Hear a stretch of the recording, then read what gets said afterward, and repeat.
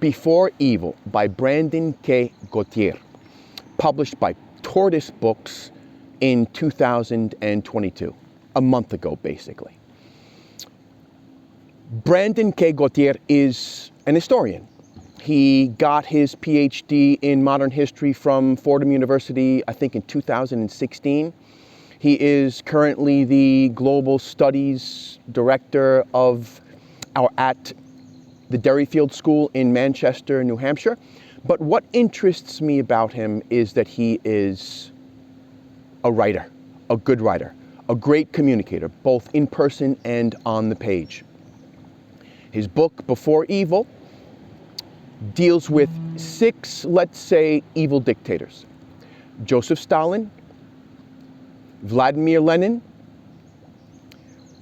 Adolf Hitler, Benito Mussolini, Mao Zedong, and Kim Il-sung, who was the first leader of communist North Korea. Normally, I review memoir on Book Rants. I enjoy memoir, it's my preferred genre at this particular moment in my life, because right now it's through that genre that I get the most clues to, let's say, what makes a human being become his or her most effective self. When do we begin to act and jumpstart our destinies? Those questions fascinate me. Who are the people and forces that end up forming us? And who do we take along with us when we begin to act in a way that jumpstarts our destiny? Well, what Brandon does with these 6 evil dictators is that he goes back into their youths before they became evil dictators, first in their childhoods and then just as they're about to enter the, let's say, defining phases of their lives. He goes into the different books they read, teachers they had, formative experiences with family members they had. So this book, when I first saw it publicized by Tortoise Books, I knew would be up my alley. I also knew that if I got together with this guy, Brandon, our discussion would pop. Turned out that I was going on vacation to spend some time with my family in New Hampshire, not far from where Brandon lives and teaches. So I reached out to him. I said, why don't we get together and talk about your book? He agreed.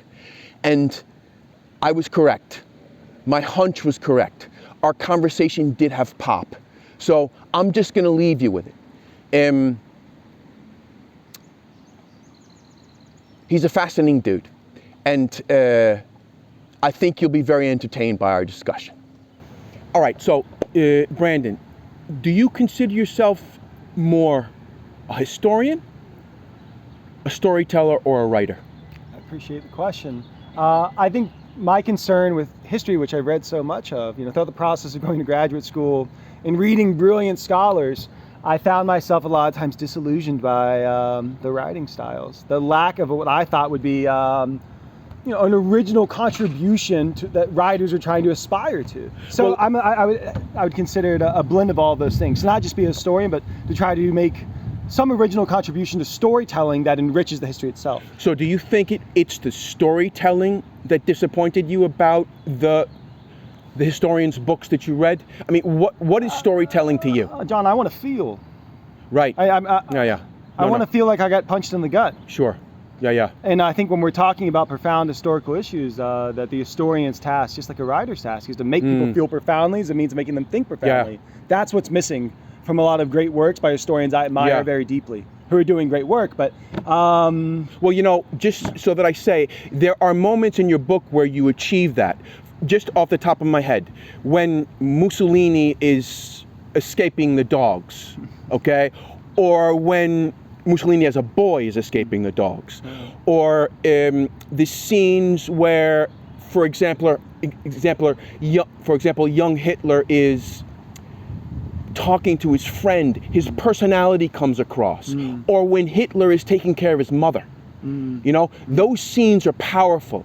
Or when Joseph Stalin is mourning his first wife. I mean, you have achieved in those moments true storytelling. But my question to you is, like, do you think the rigor of the history suffers because you are trying to move me?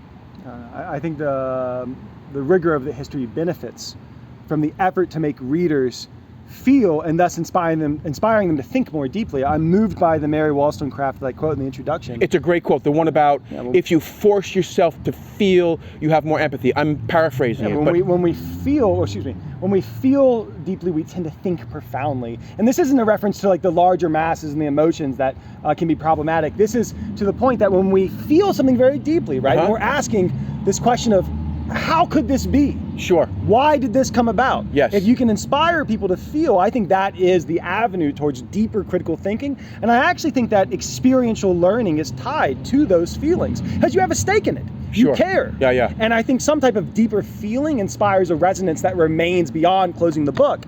There are incredible historians intellectually who, someone like Stephen Kotkin, who's writing a trilogy on Stalin, right? I would say outright that Stephen Kotkin, this is Beethoven in terms of what he's doing. Yeah. My goal, when you ask about being a storyteller versus being a historian, my goal is something along the lines of aspiring to be like Blind Lemon Jefferson, playing a one-string guitar with a broken bottle for slide. I actually think that Blind Lemon Jefferson with a one-string guitar can be more profound than the New York Philharmonic. I think that it can move me sometimes at a deeper level than Mozart can. Well, sure. And that doesn't, so we're looking at two things that are different, but that's the road I've taken with Before Evil. Well, that's the aspiration at least. I think all good writing has to have, you have to commit to a kind of focus, right? And the reason why I say that is because I'm going to term this in a way that's going to seem to diminish your book, but I don't mean that. But there's a kind of clear thesis statement in the sense that, and maybe you don't say this outright, but it seems to me that you feel like human agency, or what you would call in the book maybe the ironclad will of all of these people, is an important factor in changing history. Right? I mean, this is something that you seem to commit to in the sense that all of these people, all of these leaders, these future dictators, monsters, had an ironclad will. And it seemed, this ironclad will seems to have sort of branched off toward evil, but it could very easily have branched off toward good. I'm thinking, when I'm reading, I'm thinking like Michael Jordan, right? The same will to win, the same will to be like the best ever, the same will to sort of like, the cruelty towards his players that ultimately gives them 6 championships. I mean, all of these actors in history, all of these horrible people truly thought, maybe Mussolini was a little cynical from what I read of what you said, but most of them seem to be, because he was an opportunist from what you're saying, but most of them seem to be, at least in their youth, to believe that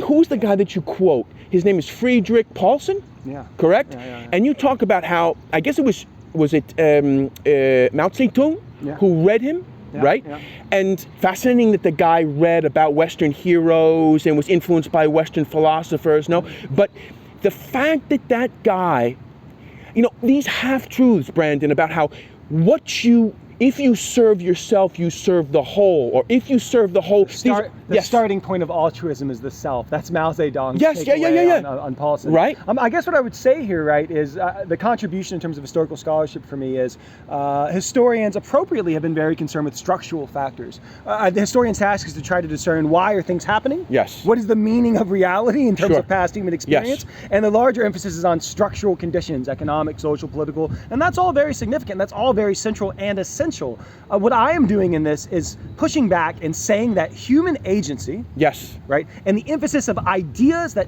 put on the glasses that shape how we view the world around us, it has been profound in terms of a variable when it comes to historical causality. And I think that's something that's been too diminished. By making that case, I would push back against the notion that this is some type of great man of history myth. There is no notion that that this is the only explicable way to understand the story. And your book makes that clear. Your book makes that clear. Yes. But the Bolshevik Revolution definitively happens at its very core in that moment in October 1917 because Vladimir Lenin is a black swan of history personified. He bullies the rest of the Bolshevik leadership into taking action. Historians would appropriately frame this and say, well, obviously, Lenin would never had a chance to come to power if it wasn't for the First World War, if it wasn't for the incompetent leadership of the Tsar and his wife during the course of World War I, and that is all true. But the personality of Lenin, once we accept the fact that he was definitively important in the unfolding of the Bolshevik Revolution, it begs the question, who was this person? Who is the human being? And how do we get beyond a biography that fails to engage with the notion of feeling and emotion? We can never definitively know his psychology, right? It is not a psychohistory. But I think we should care. We do. About Volodya as the young man who is not yet the Bolshevik dictator in the larger story of his life. There's a scene in the book, another scene that moved me, was when young Vladimir Lenin is sort of home while his brother Sasha is being executed. And the way you write how these things are happening to his brother, yet Vladimir Lenin is like acing this exam, acing this exam, acing this exam, just this kind of vision of like, just a juggernaut, like I am going to achieve and I am going to achieve. I mean, the idea of personal agency, seeing it dramatized, and this is why I would recommend to readers to read this thing, is that you get to see how personal agency, I mean, look, one of the things that was drawn to me about this book was when you said to me before I even read this thing, how it was personal. I mean, I review memoir.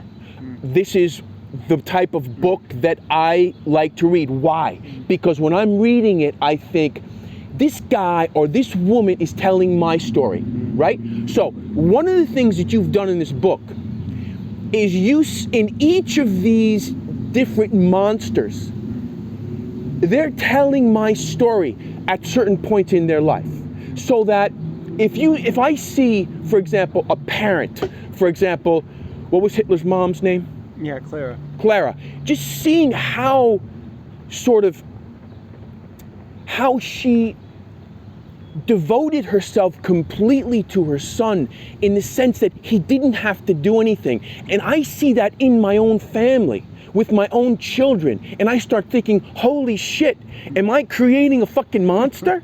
Or, no, I mean, these are good thoughts though, because in your intro, right, you talk about how, what do these monsters tell us about us? Because we don't want to put them in a place where, holy shit, this will never happen again. I would never be caught up in the Nazi mania. Like, there's a lot of people who sort of, I think, believe that they're immune to being caught up in this insanity. But you're taking it a step further in saying, not only are we not immune to being caught up in the mania of revolution, but we maybe are also not immune to becoming monsters. Yeah. It's just. Are you a fucking monster? It's fundamentally a story about us. I would say I'm not special. What do I mean by that? I mean that my susceptibility to political dogma is real, that this is part of the human condition, and the origins of crimes against humanity are fundamentally about humanity. People ask, how can you humanize these horrible, monstrous people? The answer is because monsters aren't real. Monsters don't actually exist. There are monstrous people, human beings do. We humanize them because they actually fundamentally were human, and the origins of the great evil they would cause is a human story, and because we desperately need to understand the explicability of evil so we can hope to try to prevent it again in the future. And so it is a story about us. And the story of horrific acts also often begins with ideological radicalism, and something that's very disturbing. which is that some of the worst things that have ever been done are not done with cruel intentions, but done with the conviction that they are right. There's a great quote. There's a great quote that I think it starts your second section, or maybe it's the third, from Henry David Thoreau. That was a wise dude. About how if a guy is coming to my house to do me good, I run. Right? This idea, and this is why it's fascinating when you talk about Mao Zedong. Like, this is the thing, right? And I want you to speak a little bit about this, Brandon. It's like, when we're looking in hindsight at something, right, in our lives, right, we can sort of see how this mistake we made, right, ultimately turned out well, and thank God it happened, or we wouldn't be where we are now, right? So looking hindsight, we can see, well, talking about fate, destiny, accident, right? But if you become megalomaniacal enough to believe, like these people believed, that you can kind of pull those strings yourself and start thinking or playing with ends and means, right? Which is what these people did. They all seem to believe, like I said, with maybe the exception of Mussolini, and maybe with the exception of Mao Zedong when he became kind of burned out at the end, right? You get the sense of these people thinking that they could do, or as you said, I think at the end of one of the Lenin chapters, you can enact misery on people for their benefit.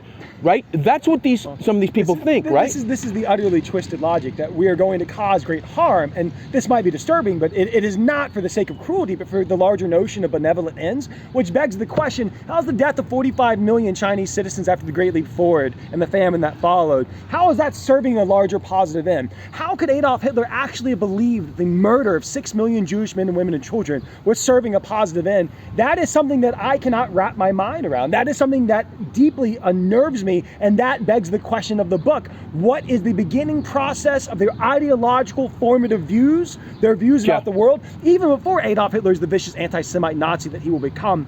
Who is this person?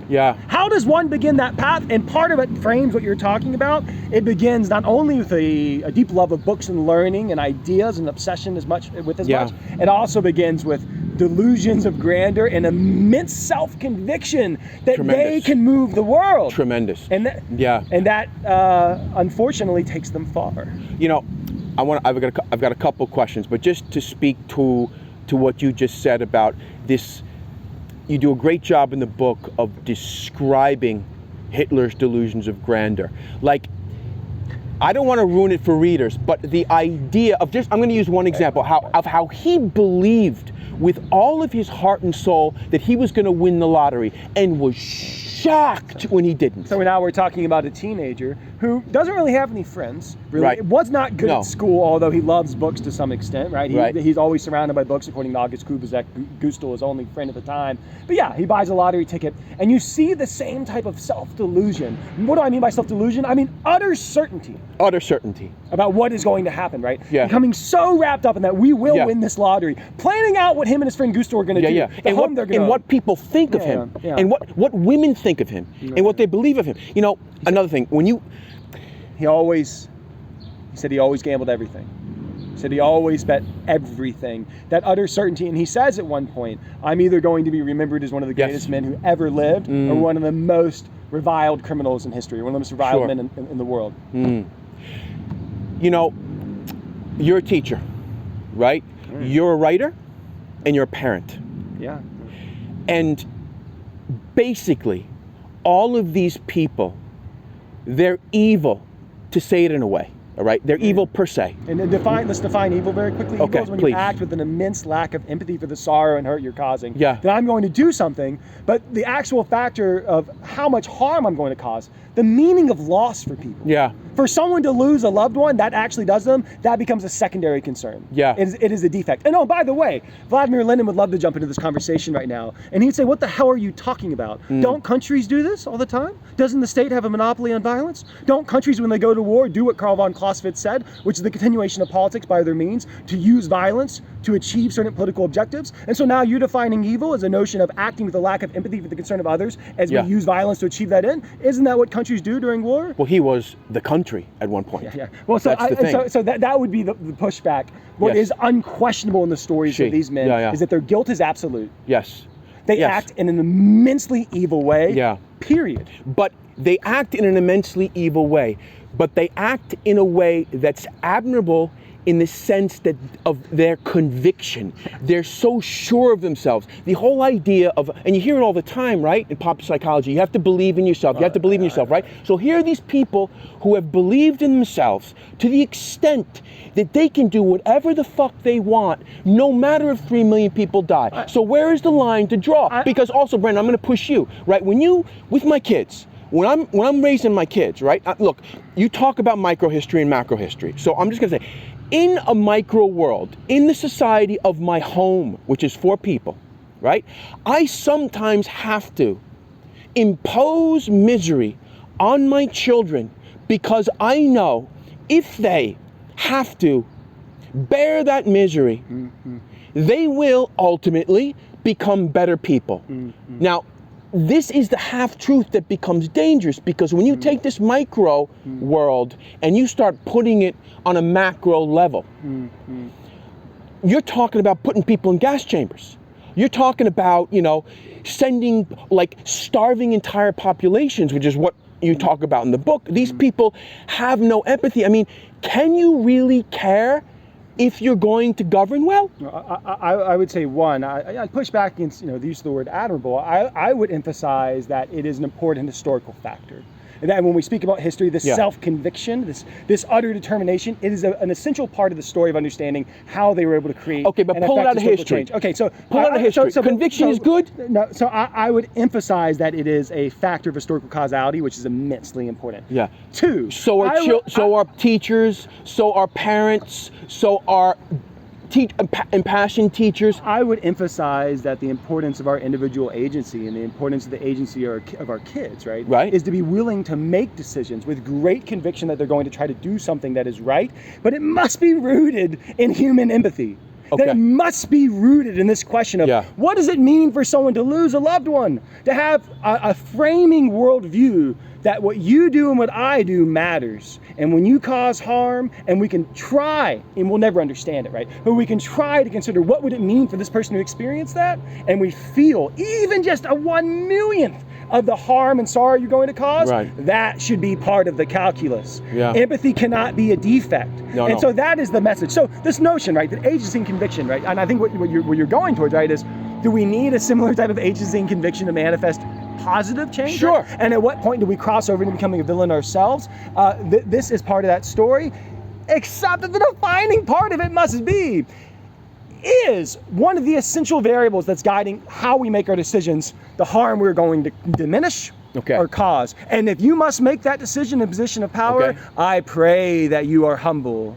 I pray that the first thing you say is, this is immensely complicated. But then the story gets thicker, right? And here's why. Because we cannot fall victim to this kind of paralysis through analysis, right? But it's so complicated. There's so many variables, we don't know what to do. And are we going to cause more harm than good? You must have the courage to make decisions knowing that you might be wrong, but with the utter conviction that you're trying to do something rooted in decency and empathy, and protecting the human dignity of other people. And when I look at something like, I've quoted this before, but George F. Kennan from the beginning of the Cold War, if we are facing something that we find profoundly heinous, the greatest danger what we can befall us is that we become like what it is we're seeking to combat throughout the process of it. Facing the Soviet Union at the beginning of the Cold War, this is what Kennan warned. We must not become like the Soviet Union as we seek to combat it. So those in power, what is the lesson here, right? Well, A, you better be humble. B, you cannot be so concerned with the variables and the analysis, the immense complexity of it, that you lose sight of the necessity of making hard decisions. But 3, if empathy is a defect, if concern for who you are as a human being, if concern for the fact that we're both sitting here talking to one another, looking out of our eyes, the decisions you make in this moment matter that I make, if my concern for your subjectivity, what it means to be you, your love for your kids, then we're on a bad road. And if I start to justify it, but there's this larger need, there's this larger idea, I think we need to have some very hard conversations, and it needs to be rooted in I'm going to stand up for your human dignity. Are you going to stand up for mine? Mm. And will we stand up together for those who are being persecuted, those who are being mistreated in the past, present, and future? What do you think, going back to the Mary Wollstonecraft quote, Wollstonecraft, because, yes.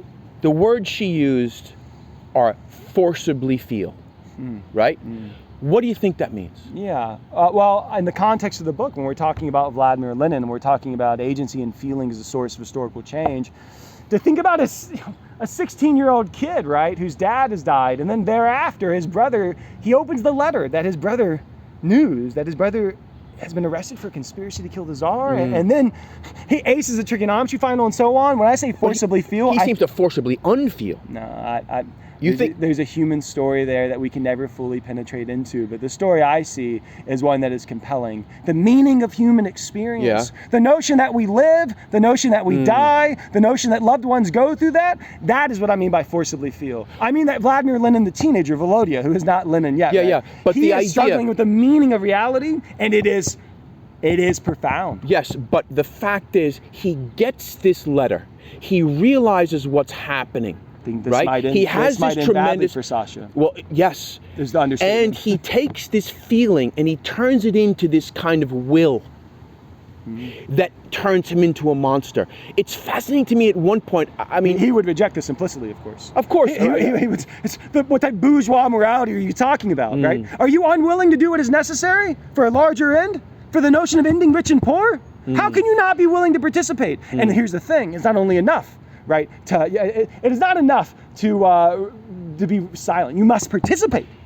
That silence, right? That this complicity, this means that you must be destroyed too. Yeah, but then there's the moment in his story where he says, where his sister says, the worse the better. The worse the better. Exactly. In this famine. Exactly. In late 19th century It's almost Russia. like he willfully doesn't feel. Nah, but he does.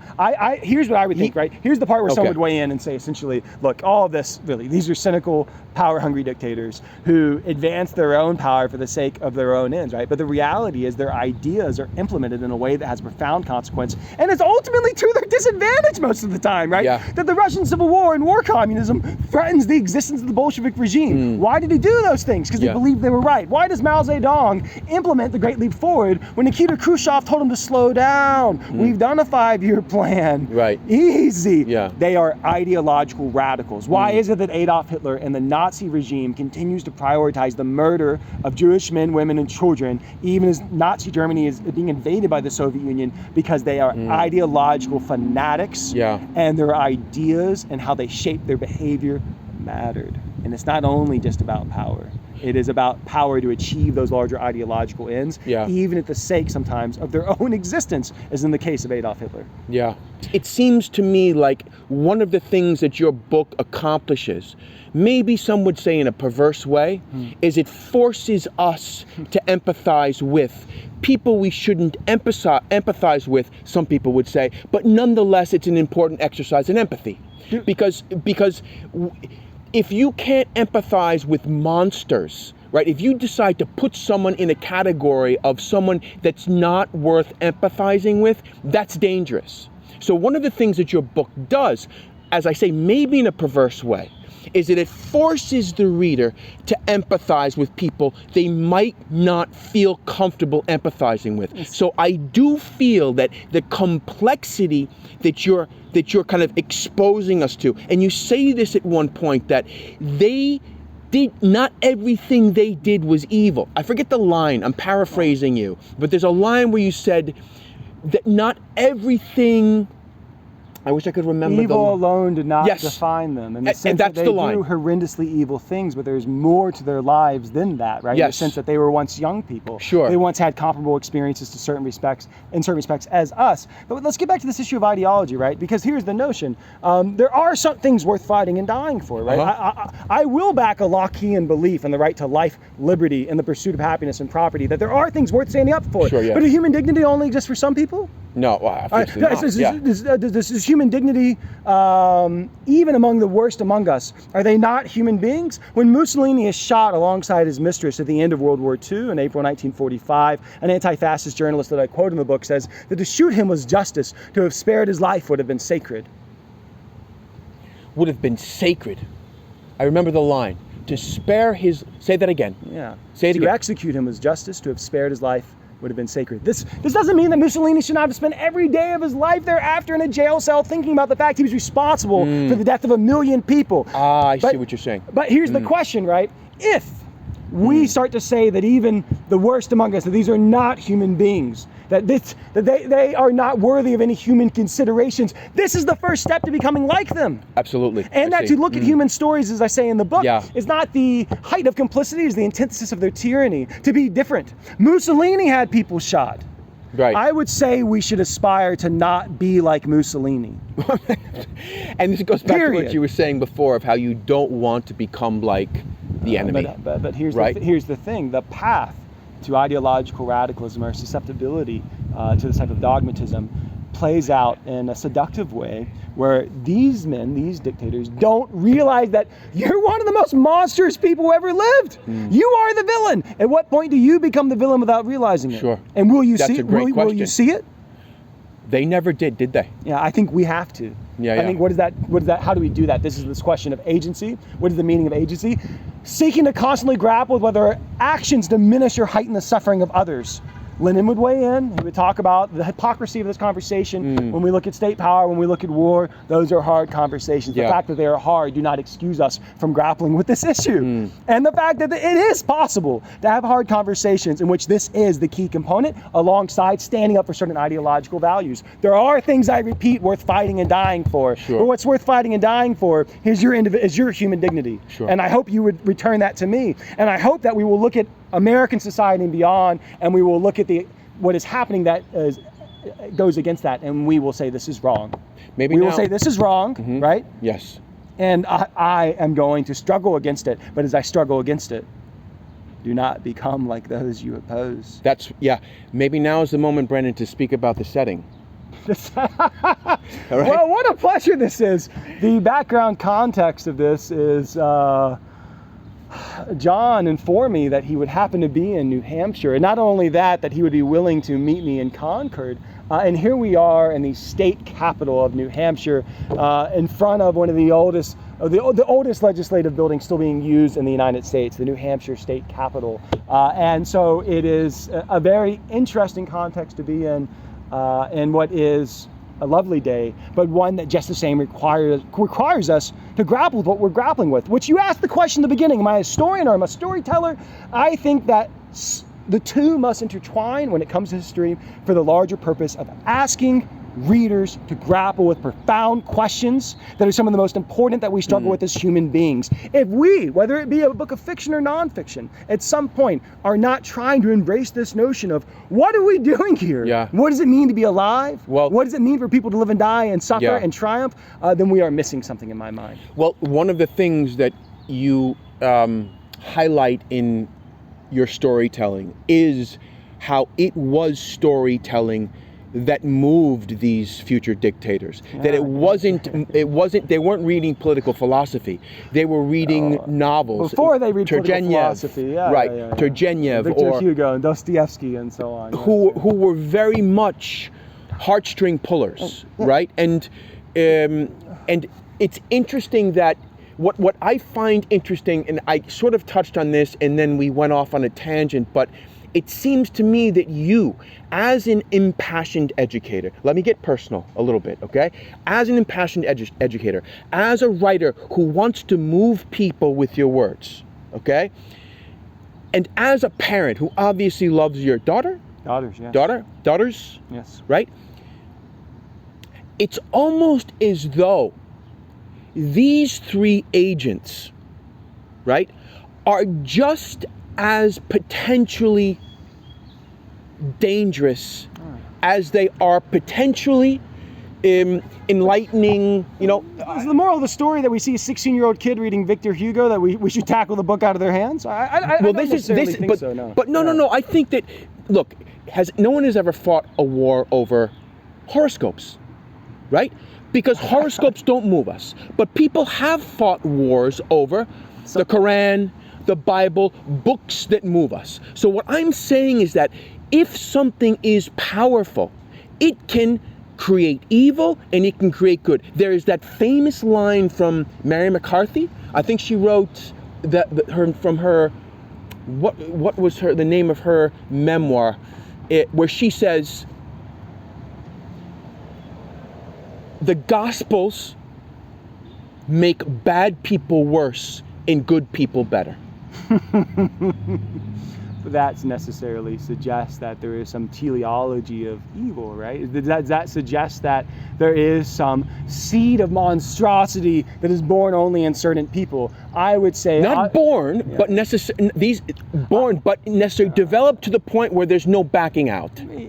Ooh, that's an interesting way of framing it. What I would be careful about is framing it in terms of suggesting that there is this certain inclination in certain people to embrace this mass evil. I say that qualified with the fact that there obviously mental health is real, psychopathology is real, but in the story of these 6 particular dictators, looking at their childhoods, we don't see the story of sadistic mass murderers who are torturing animals. We see the story of kids who love to read, who have good mothers. A few of them have terrible fathers, but who as a whole have very good mothers. And so I think the biggest question is, what are the truths we believe? And as we talk about that, we have to make sure that this is a story about us, which is I think what you're getting to. But the other side of that is, we can't fall back on this notion of this could befall these people, but not me. Right? Well, the Cultural Revolution, this played out in China, but something like that can never play out here because that's fundamentally wrong. It could play out here. But it challenged my idea. Your book challenged the idea that, that great literature is always for the great good, the greater good. It may not be. Okay? What is the takeaway on that, though? Then? The takeaway is, I'll tell you what the takeaway is. The takeaway is that we should be careful. That everything that we put at the service of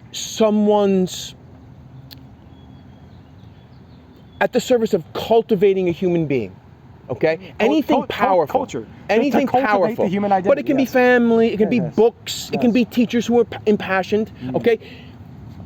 Are potentially dangerous, and that's a good thing, because if they weren't potentially dangerous, they also couldn't perhaps be agents of miracles. And I mean that in a secular way. In other words, that something can suddenly someone becomes a force, a powerful force for good, because something happened. There was something that gave them the idea that they could put their will towards some particular idea that changed humanity for good. There's an audacity there. There's a level of ego and audacity that's part of that story. Yeah. I mean, the other side of this is, I would suggest that teenagers should read Victor Hugo. Oh, I would too. Yes. No, I'm not saying they shouldn't. No, please don't. I don't want you. I think I'm giving my kids, at the earliest age, dangerous texts. I would draw back on what I say at the end of the book when we grapple with the meaning of lessons, which is, one, I think the inclination of the study of history, right? And the study of a book like this, that someone might think about first glance, is, okay, so maybe we're going to come away with a neat list of lessons about how we definitively avoid mass murderers in the future. Sure. As if history is a math problem. As if we could come up with this complex equation that's going to definitively show us which 16-year-old reading 1793 by Victor Hugo might go the path of a future Robespierre. That is not how reality works. I fall back on Hegel at the end of the book, right, who I'm paraphrasing here, which says the only thing we learn from history is that we don't learn anything from history. And he wasn't being a smart aleck, and he wasn't saying that people haven't looked to the past to try to avoid the mistakes of the past and what they're doing now. That, during the French Revolution, they screamed to ancient Rome and Greece for guidance on what to do. Right. What Hegel's getting at, and what I find profound, is that the meaning of reality, this particular situation, could never be recreated. The number of variables are immense, right? That's and true. So when we look at the meaning of the past, we try to come away with a neat list of lessons. That's not reality. Our mental abilities are so feeble to be able to, maybe with quantum computing in the future it might be possible, but a wall of numbers constantly evolving beyond our mental abilities, algorithms of learning that are evolving and jumping, something that I'm trying to now put into colloquial terms about the meaning of reality. So then what do we learn? Then what is the takeaway of reality, as Hegel is getting at in that quote of the only thing we learn from history is that we learn nothing from history? The takeaway, I would argue, is the necessity of compassion, of love. Yeah, well, that's clear. The effort to engage understanding. Yeah. But here's also what must be clear. Yeah. Courage and strength are also required as we seek to combat what we view to be tyrannical. But we return back to what I've said over and over and over about how that path can go so wrong. Sure. So I'm sorry to our viewers that you're not going to find a neat list of lessons and before we about how to stop which 16-year-old from becoming this mass murderer or not. But I believe that the notion of causality rooted in human agency is a variable and factor worthy of greater study. The meaning of self-identity rooted in our ideas, our background, how we view the world, and that cannot be only isolated by psychohistory, that cannot only be isolated by structural factors, and that is the story of these men's lives. The power of education in books, and self-conviction in agency. No, I mean, the idea, I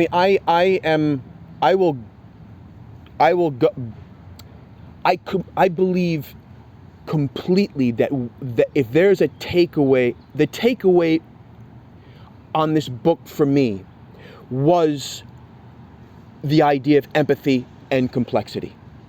That is the takeaway, okay?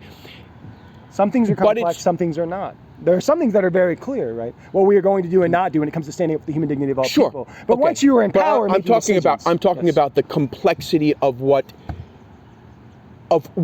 makes history go a certain way. In other words, the things or that makes a person go a certain way. But certain things are simple, like we should forcibly feel. That is just something we should do. That's not complicated. It's a matter of you sitting there and using your ironclad will to feel and put yourself in the shoes of others. So yes, certain ideas can be simply put and simply expressed and simply done. But and empathy, I think, is something that you can simply do. That's not complex. So you're talking about the complexity of factors that might make history go a certain way, that might make a person or a 16-year-old go a certain way. But at the same time, you're balancing that with this very, very strong thing about empathy, which I love the way it's described by Mary. Pronounce her last name. Wollstonecraft. To forcibly feel. And I think it's very, very important that we forcibly feel. And I don't want to be sitting here sermonizing, because your book doesn't sermonize, and I don't want to be sermonizing either. But I do think that, when you walk away from a book that I think, well, you know what? I'm going to stop for a second here because I don't want to go over an hour, and I want to talk a little bit about the structure of this book as far as the writing of it goes, because I find it interesting, the idea of how you structured this thing, and you talked a little bit about Jerry Brennan and how he helped you structure this thing. The thing is interesting in the sense that, correct me if I'm wrong, but you basically have these 6 dictators, and you start out in the last phase of their lives, okay? That's part 1, okay? You do all 6 of them. Then you go to part 2, which is basically their early childhood, and then you go to part 3, which is basically when they're on the cusp of becoming what the evil monsters. You never really get to them being what turned them into evil monsters. So it's this very, very interesting structure of the book, which is entertaining and keeps you kind of turning pages. And I think, sometimes structure is gratuitous. Sometimes I think in writing, you feel like people are trying to make structure sort of call attention to itself. I think the structure of this book works in the service of the story you're telling. So talk a little bit about why you structured it that way, or how you decided to structure it that way, because it's interesting how the book formed. Why don't you talk a little bit about that? It formed as a process over years, right? And how many? 4 altogether. And then actually what it started with was me on a walk with, talking on the phone with a dear friend, and I kept thinking about the story of Stalin losing his first wife. I really felt it. And the beginning... And you wrote it in order in the way I went right home and I got on the computer and I started to write that story. Is that more or less the way it was when you wrote it? Yeah. Now. Well, it's been edited, but the large part of it's cool. The exact same paragraph. It's well done. From that first moment in July, I felt it. Yeah. And so the book evolved in terms of the structures. So I started with the story of their formative years, and those were long chapters. And then I broke them up into different episodes of very, very early youth and families and first relationships, and then young adulthood. But what Jerry Brennan was so helpful with, right, is that when I actually started to engage with Tortoise Books, now speaking with different publishers, Jerry gave really, really good thoughts, and there was actually a fun takeaway, which was you should write the end of their lives as a window into telling about their larger quote-unquote careers. And why? Don't make assumptions that people fully understand the extent of the crimes against humanity that Mao Zedong committed, right? It was a smart decision. And so I think something that was very important, as Jerry and I talked about it, is there can be no illusions about what these men did. And it was very important. Yeah. But also the opening of the book, the first third of the book, which starts with them at the end of their lives, serves the purpose of the book itself. Can you feel for Vladimir Lenin now? Let's think about this for a moment. Vladimir Lenin, the star student no more, who was so good at school, someone who's a man of enormous erudition, someone who writes dozens and dozens and dozens of works for his complete works, who has a series of strokes, and in the end he can no longer write, right? At the end he can no longer speak. Yeah. Someone whose mind was able to define reality as he saw it ideologically loses the very meaning of his agency. And his wife at the end is taking care of him. And saying the things that could be said without words. Husband and wife sitting together holding hands. And so I feel this great tension.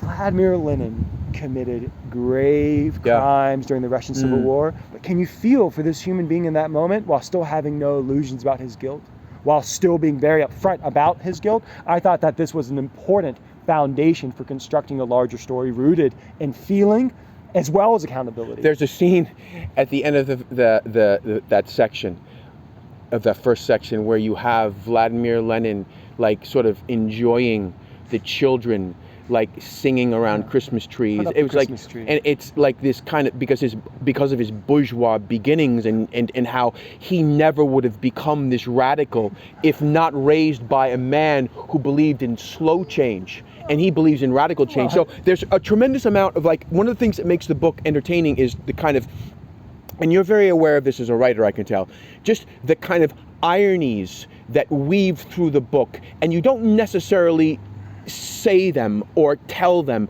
which implies kind of maturity as a writer. But just like there's a scene also with, when you have the Tsar sort of reading or with interest about this attempt on his life by Vladimir's brother. And then it is Lenin who gives the kind of there's just so many... The ironies are extraordinary. Here's an irony that it's extraordinary. Which is that the headmaster of Lenin's gymnasium... Yes, another one! Was Kerensky, the father of the same person that Vladimir Lenin would overthrow in the Bolshevik Revolution. He writes young Volodya a stunning recommendation letter to get into Imperial Kazan University. You mentioned the word entertaining, and this is something I really...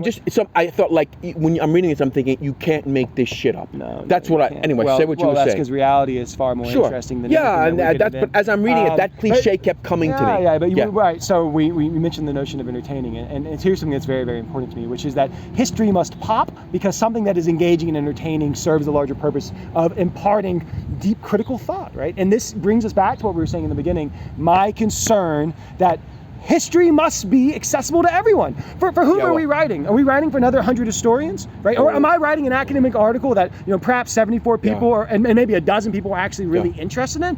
It must be accessible to everyone. That is the goal, and that will not always be the end result, but that is the goal. And so how do you do that? I believe that brings us back to stories. I believe that brings us back to feelings. I believe that brings us back to what we fundamentally have in common as Homo sapiens, and the need to try to grapple with what actually defines the meaning of this existence on this planet, in this moment, at this picnic table. So what's your next project, man? I mean, you said this took 4 years, and before we started talking, you talked a bit about, how old are you, by the way? I'm 38. 38. You're a young writer, right? Yeah. I mean, and you seemed a bit daunted by the fact that this could be another 4-year process, but what do you expect, dude? Well, I mean, the reality is an academically trained historian, right? But an academically trained historian who's reading a lot of let me just say this. I want to say this too. I was amazed by I started as a journalist. And so very often, you know, you go out, you interview people, and you come back with all these sources that you have to then convert into a story. So just the number of like references that you're making, I mean, the amount of history and books that you assimilated and then put into this kind of puzzle of I think very, very deft storytelling, I think sophisticated storytelling, partially for the structure that I wanted you to describe. I mean, I can see why that would be a daunting project, and I can see why that would take you 4 years. But God, I hope you take 4 years in the next one, dude. Because and so what do you think you might do next? Well, before I answer that, I would just say, right, if we're talking about everything I've been talking about, that we've been talking about, the notion of history is entertaining and feeling for a larger intellectual purpose, then it must rest on rock solid academic foundations. Well, right? That when we're talking about, we're talking about some people who've committed such grave crimes against humanity. Yes. We have the obligation to make sure that this rests on a very solid academic foundation, and that this is not shallow in that respect. So the commitment intellectually, in terms of the amount of sources that we're bringing together, in terms of the research that I'm doing that is rooted in what I learned to do throughout my doctoral program, it is immense. And so it's very fun at this point, right, to be in this process of thinking what will come. But I'd also add what I think has shaped my writing is, so in one sense, I'm an academically trained historian who wrote a dissertation on U.S.-North Korean relations and spent from 2010 to 2016 doing that, and yet at the same time, you know, reading a lot of indie lit, or reading before that a lot of Bret Easton Ellis in high school and so on. So and also finding maybe some beginning connection of this type of writing style with a intellectually phenomenal historian like Simon Sebag Montefiore, Court of the Red Czar. He's one of my very favorites, right? So what comes next? Something that's going to build on that foundation further. I have a few ideas. I'd love to tell you about them. The first idea, I'm interested in a possible follow-up that would be called After Morality, and it would be looking at some of the most impactful individuals in human history that have had a great moral impact, whether that be someone like Dr. Martin Luther King Jr. And so on, whether that be someone like John F. Kennedy, or where we're talking about Eleanor Roosevelt. And here's what I'm interested in: a story which looks beyond marble men and women. Right? I don't think that we should look at a great American hero like Dr. King as being only this marble man who wasn't human. The story of evil has to be explicable in the human condition. The story of human greatness of those who stand up, who also have faults. And I think if we don't tell the story of those faults alongside putting front and center what they got right, this suggests that this is impossible. That these are people born of heaven who will never exist again when we return to the notion that our agency matters. So that is one option. Well, I just said that fits, and I'd be pumped to read that book. Because it fits. It's sort of like, you know, I know you seem to hesitate toward me using words like admirable about these people. Okay, and you can hesitate, but I'm going to use it. Okay, let me use it. All right, you can. But I think it's important to see that every person, no matter how evil, incorporate certain admirable qualities, okay? And you can, I think, compartmentalize those. Maybe not. Anyway, you might have a different opinion on that. But the will of some of these people in the book, to me, is admirable. The way they use that will is, to me, reprehensible. But the fucking will to do what they wanted to do is admirable. But I just wish they fucking chose a different way to use it. Now, if you went and then turned this thing around where you talked about people who are kind of like Martin Luther King, what is his story? And again, it would go to places that are dangerous, because this book is slightly dangerous in the sense that it can be misinterpreted. I like the fact that you chose a topic that could be misinterpreted, because it shows you got gonads, dude. No, this is the reason why we should be talking about it. Yeah, absolutely. This is the reason we should be engaging with it. I choose words, carefully, in the sense that it's very important for me to be sensitive to how we think about these historical actors, and I am consistently concerned, right? How do we hold those who've done heinous things accountable while telling human stories? And the factors matter. And if we're going to look at Dr. King, right, the great human strength, to see through a mission to stand up for the human dignity of all Americans, to stand up for people of color in this country and demand that this country live up to its founding values. This is a story of great strength and determination. Just his ironclad will not to get angry, right? I mean, or not to get angry to the point where he lost his. I probably shouldn't be talking about this. Here's what I will say, right? The stories of humanity in which we see parallels that are not only about the extraordinary and the reprehensible, that are part of the human condition, which fundamentally has to be about us. Yeah. That is the purpose. It that does. is the idea number one. There are a couple other ideas. The other idea is I wrote a master's thesis on the limited test ban of 1963, the first significant nuclear treaty that stopped the testing of nuclear weapons in the sky. 1962, the Soviets tested a 50 megaton weapon, a weapon 3,000 times more powerful than the weapons used at Hiroshima. And so I remain deeply interested in John F. Kennedy as a terribly conflicted historical figure. Someone who shows great integrity and courage in moments, but someone whose personal life is reprehensible in certain respects in terms of his treatment of women.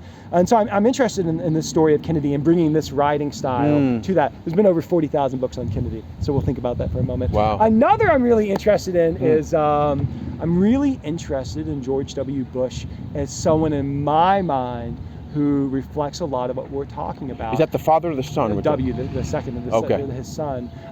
When he recently had a really bad gaffe, when he was speaking about Vladimir Putin, and that one man, this tyrant, could take a country to war and cause, such, and I'm paraphrasing, cause such horror and suffering in Iraq. And then he stopped himself and said, in Ukraine, and he said, yeah. And then he said, in Iraq too. And then he said, I'm 75. Wow. I'm really interested in George W. Bush as a human being who I think in many ways has shown himself to be a decent and moral man. That's something that people will push back very hard against. But I think at the other time has made decisions which have caused, for instance, in the 2003 invasion of Iraq, immense human suffering. Sure. I'm interested in the story that represents a lot of what we're talking about and the decisions that are made that have profound consequences. I'm thinking about these things. So maybe those are three books that will play out over the next 20 years. But I remain grateful to have the opportunity to talk about these stories. Yeah. I remain grateful to have this conversation with you because it is a world of great beauty, but it's also a world of great suffering and harm at times. And I am grateful to have the ability to sit in the basement of Dartmouth as I did in the course of writing Before Evil, surrounded by tomes, chugging black coffee, feeling. And as I wrote this book, and as I hope for the next books, I would put on, there's a soundtrack for the book which readers can find. I wanted to talk about that, I felt it, man. Yeah, I listened to it because it comes in the book. It comes he's got the Spotify link, so I'm listening to it on. I read the book completely on the plane coming over here from Spain, and it's interesting because the idea of soundtracks and how it can color a story. So it's like feeling. I wrote a piece on it for Aquarium. Yes, I saw it. Soundscapes man. for books. Yeah. Well, Brandon, it's a pleasure to do this. It's the first time I've ever had this type of conversation on book rants. I think it went well. I knew that I was going to have in front of me a dude as impassioned or more impassioned than I am. And so I knew it would be an entertaining chemistry, and I was right. I think that people will enjoy watching this. So thank you for agreeing to meet. And I will say that historians and non-historians, I've read very few history books in my life. And this one had me enthralled, and it had me thinking days afterwards. So, and this conversation will too. So anyway, thanks for listening. Brandon, thanks for meeting me in the middle between my mother's home in North Sutton and your home in Manchester to this beautiful long background. trip here to join me, John. That's right. John, my last words are love and mercy. Love and mercy. Love and mercy. You heard it from the man himself. Thanks for listening.